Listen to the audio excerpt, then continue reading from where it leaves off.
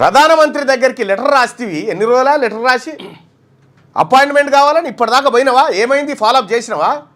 చెయ్యవు నువ్వు, ఎందుకంటే నీకు ఇష్టం లేదు కాబట్టి. ఇదంతా ఒకటే ముఠా, దొంగల ముఠా తయారైపోయింది. కాంగ్రెస్ నాయకుడు రాహుల్ గాంధీ గారి ఆలోచనను దెబ్బతీసి ఆయనను ప్రధానమంత్రిని కాకుండా అడ్డుకునేటువంటి బ్యాచ్ తయారైపోయింది ఇక్కడ. సో కాబట్టి బీసీ ప్రజలారా, వీళ్ళ తత్వం అర్థమైపోయింది. కాంగ్రెస్ పార్టీని, రేవంత్ రెడ్డి నాయకత్వంలో ఉన్నటువంటి పార్టీని బొంద పెడితేనే వీళ్ళకు సిగ్గు శరం వస్తుందిగా, లేకపోతే రాదిగా. ఆ రోజులు త్వరలో రావాలి.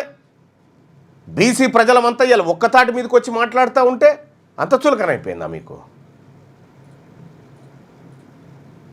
యుద్ధం స్టార్టే. మేమేం వదిలిపెట్టడానికి సిద్ధంగా లేము. నీవు జానారెడ్డి ఆడేటువంటి ఆటలకు చూసుకుంటా కూర్చుంటామా?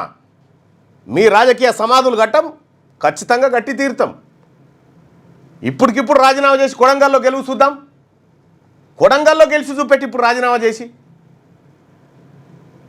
లేకపోతే ఓ పని చేయి, అది అట్లే పెట్టుకో. గ్రాడ్యుయేట్ ఎమ్మెల్సీ ఎన్నికల్లో ఇద్దరం పోటీ చేద్దాం రా.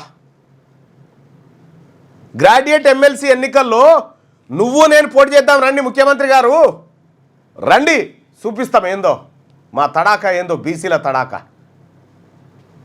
ఇంకా మీ ఆటలు కొనసాగుతున్నాయి అనుకుంటున్నావు, మీ ఆటలు కొనసాగాయి. ఇక భవిష్యత్తులో నువ్వు ఒక్కడు చేసిన పాపానికి భవిష్యత్తులో మీ వర్గాల నుంచి ఒకడు మంత్రి కూడా అయ్యే పరిస్థితి ఉండదు. నువ్వు చూడు.